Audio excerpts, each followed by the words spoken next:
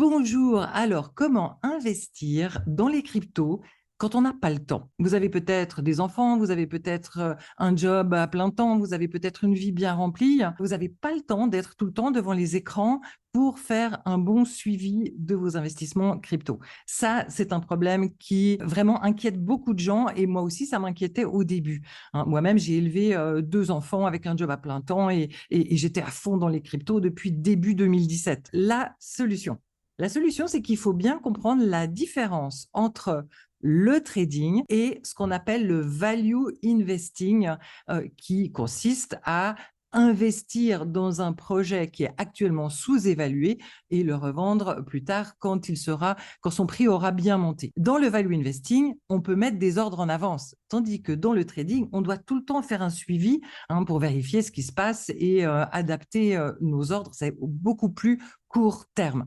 OK. Alors moi, le value investing, c'est vraiment la partie la plus confortable et c'est dans cette partie-là qu'on fait des multiples extraordinaires. On peut mettre les ordres de vente en avance et ensuite, si on part en vacances 3 semaines, ça va bien se passer. On peut aussi faire un suivi chaque semaine. Moi, mes apprenants, en fait, il y a d'abord un coup de collier à donner pour mettre en place, ouvrir les comptes, préparer le journal de trading, etc.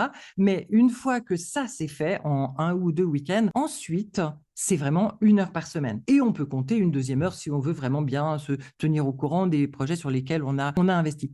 Alors, je reviens sur ce que j'ai dit. On fait des multiples extraordinaires. Pourquoi? C'est parce que la blockchain, c'est un nouveau monde. Il y a des erreurs de marché. Ça veut dire qu'il y a beaucoup de projets qui sont sous-évalués dans les périodes où ils ne sont pas sous les projecteurs.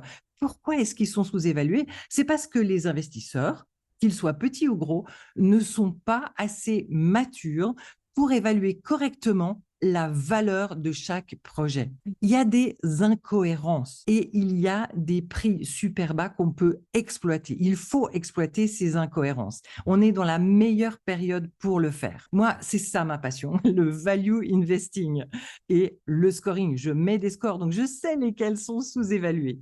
Le but, maintenant, c'est d'acheter bas en cette période pour revendre beaucoup plus haut l'année prochaine.